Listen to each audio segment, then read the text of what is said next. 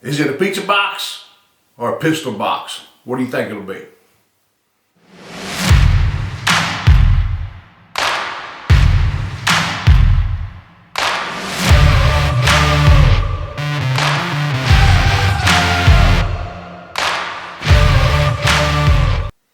Welcome to the Hideout. It's a wonderful day. Today we're going to talk about what comes in this box. It is not pizza, but it is an FN pistol.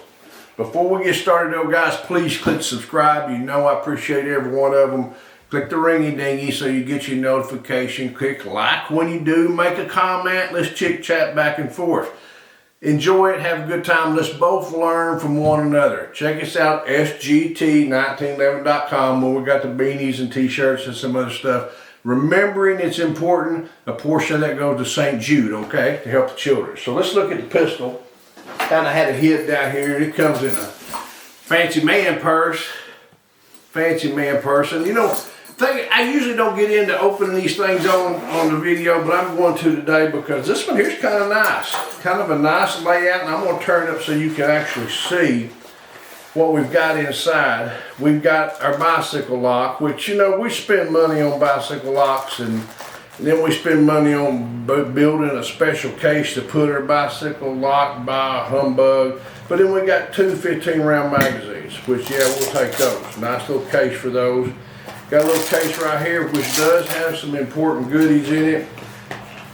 Some straps, so we can change the size of our pistol grip. We can change the size of them, pretty common now, so we can make it more modular and change the size of them where you have big hands, small hands, medium hands. And then we've got some plates. Comes with a couple of plates in here if you want to put a red dot on. But all that said and done, let's undo some more Velcro. You know, if this is ZZ Top, we'd be talking about a Velcro fly, but we're not. We're talking about a Velcro hold this handgun in. Here's what we got. FNX 45 Tactical. That's right, 45 ACP. Now, you fellas who watch the channel know I get sick and tired of doing these polymer, and I'm being nice, polymer 9mm. It's kind of boring, like driving a Buick. You know, it's just same thing over and over and over. So we stepped up the game here a little bit, and we got a 45 ACP polymer, about a 5 1/4 inch barrel, threaded out here on the end. Pretty nice if we want to put a suppressor on it. Suppressor is more and more common every day. People find that it's easier to get if you're just patient and wait the time. We've got a base plate up here, so if we want to put a red dot on it, we can take it off with some additional plates. Got some high mounted sights, real tall sights, just in case we want to put those on. We can leave those mounts on there and leave those sights on there and still have a co-witness on the sights. Now, a little bit more before we go too much further on this handgun. This thing got its, I guess, started out early.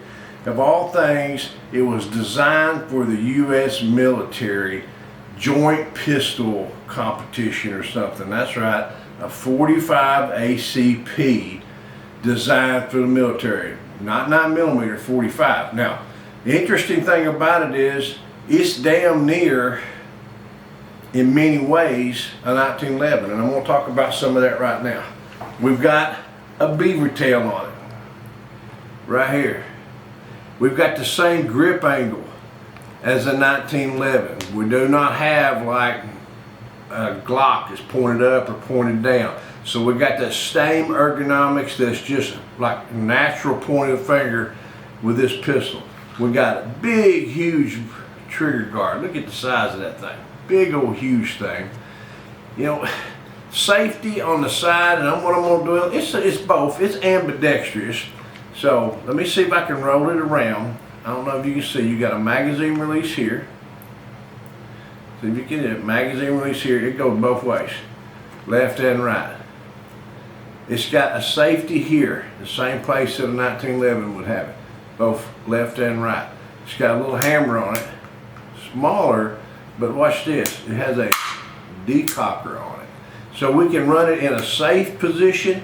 We could actually run this thing cocked and locked like a 1911, where it's cocked and it's locked into safety. No fire. We can decock it, by pushing it all the way down, or we can turn the safety off, one click down, and it fires. Now it is double action or a single action. So it's got a lot of similarities between the 1911, but yet it's a lot different. It's going to take down more like a Glock with a takedown lever here on the side. You can see it here on the side. It does have a rail down here at the bottom. Got some nice texture on the handguard. And you see it there. It's even got a hole for a lanyard loop if you wanted to put one. I don't know if you can see that there, like the old 1911s having lanyard. It does not have an open mag well. It's closed up pretty tight. But one thing it does have, which is really good, is 15+1 of 45 ACP in a metal magazine. Now this thing weighs just barely over 2 pounds, so it's considerably light compared to like a 2011 or a double stack 1911, but it's top heavy. You can feel the weight is up here. We got a metal slide, and the rest of it's just polymer, and you can tell it is top heavy on there. How's it going to shoot? I don't know. I'm going to suspect it's going to shoot pretty good. We got the longer barrel. We got a heavier slide. The only thing I can tell you right now that I'm really not digging on the thing is the polymer pistol grip. If this thing would have had more like maybe some of the SIGs that's got the Legion type, got some more metal in it, maybe like that Smith & Wesson metal, something that's got a little bit more significant weight down in the lower frame side of it, it wouldn't be so top heavy. It would handle recoil better, and I don't know, I'm just thinking it'd be a better weapon. It's got a good size pistol grip on it. It's, you can adjust it with these adjusting straps. I'm just shooting what comes on there. I probably will never change it. It almost feels a little big in one hand, but if I took two hands up there, it feels really, really nice. Got some really nice sights on it. I'm going to guess those things probably glow in the dark. I had my eyes examined, so I'm a little bit blurry. I do say this right here. If I've got this thing on safe, if I go down one click, it's on fire. If I go down 2 clicks, it decocks. I don't know that I like that, and the reason I'm saying that is because if I'm running cocked and locked, and I get into a stressful situation, what would make my mind stop at the first click and not go to the second click? If I go to the second click, I've just put the weapon on safe. I'm dead in the water. If I'll think about it and just go 1 click, then I'm good to go. That's if you're carrying cocked and locked. In my mind, I'm going to carry it with a hammer probably back here at this little half cock notch. You see where I'm talking about? I'm going to carry it, just see. You guys who are familiar with them, you know what I'm talking about. So let's go ahead and put the weapon, let's fire it. And I'm going to cock that thing just a little bit. And now I got, right there I got my double action. And right there it is at that half cock. Trigger will not pull, the weapon is off safe, the decock, nothing's there. So I've got like a half cock there, but now I can pull it and use the double action. So I would carry round in chamber with a half cock hammer.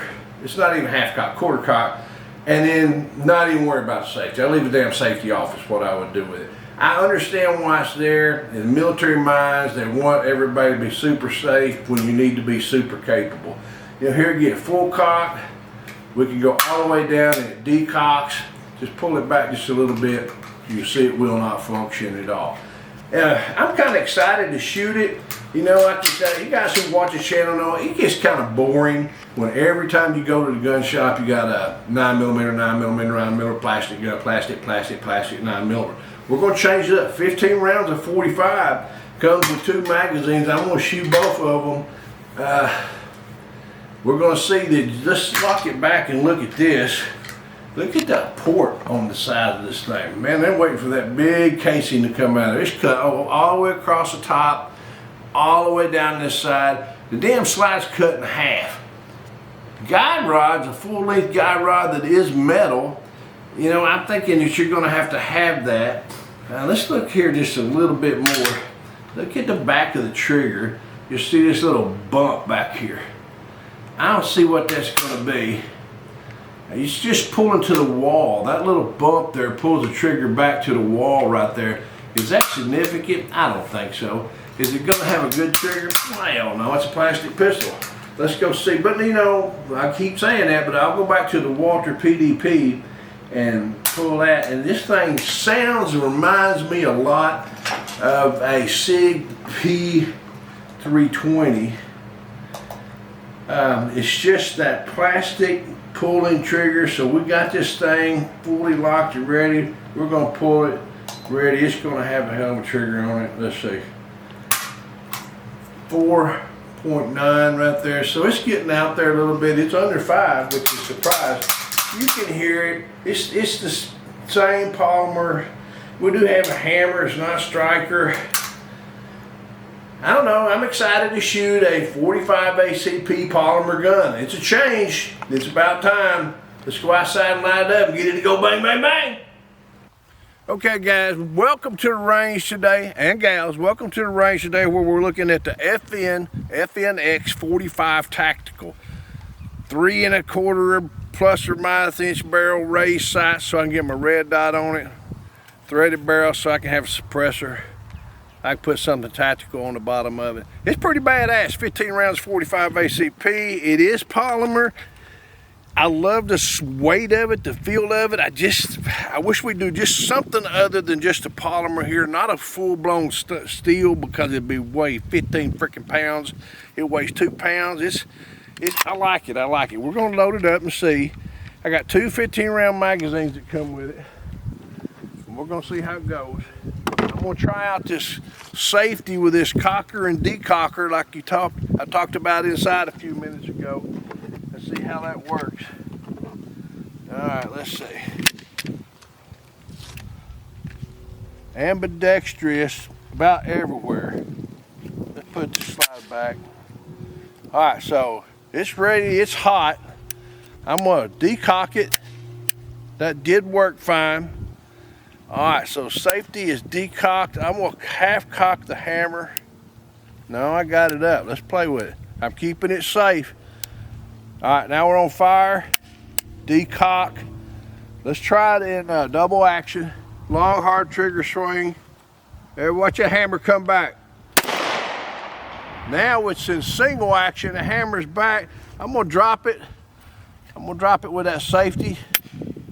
All right, that all seems to work well. Let's try it again. Now we're single action. Got a lot lighter trigger here now.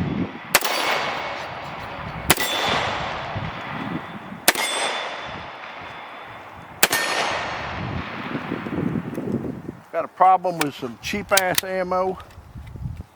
I'm shooting some cheap ammo right now. We're hard to find what we're looking for.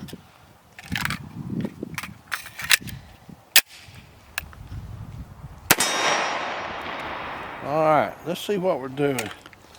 I'm shooting some of that cheap ass Tula ammo and it's not helping me. Gun's dry. I tell you what though, I do not like right now. I don't like the pistol grip. Now what I'm saying is, it's probably me. I might could change the back strap. I like the angle. I'm keeping the pistol in that natural up and down, but what I am doing is twisting the pistol. So I'm gonna think in my mind, if I would change the back strap, that might help me. Of course, just some practice would help me, but what I'm finding myself doing is twisting my hand a little bit. I'm not holding this pistol as natural as I should, and I'm having to kind of look for it, and I'm just uncomfortable with it. But let's go ahead and see if we can shoot some more. I like to get it to run good, but you know, if I wanted to do that, I could put some good freaking ammo in it too. So put some oil in it.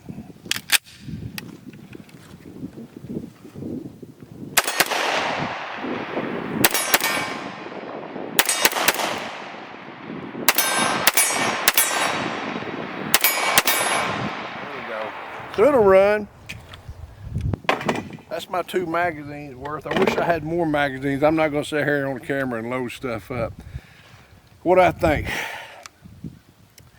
You know, roughly 1,200 bucks probably. Probably can be had a little bit less.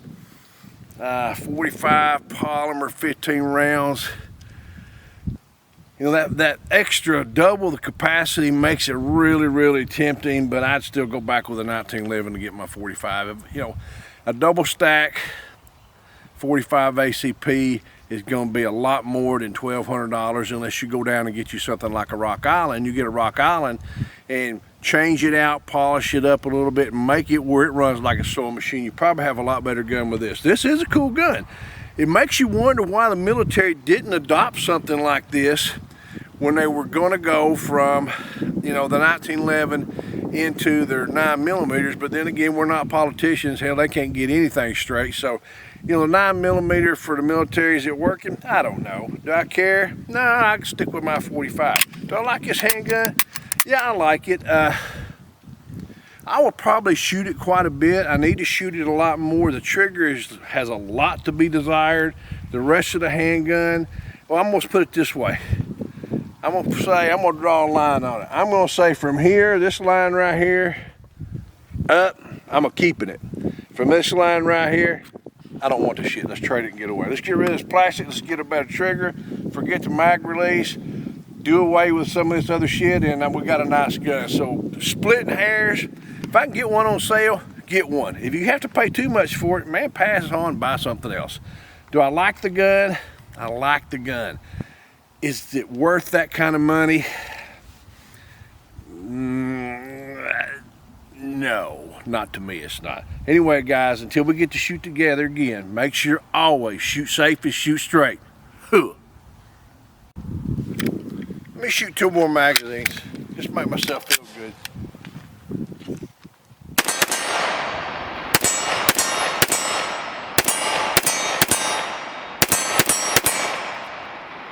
That one ran.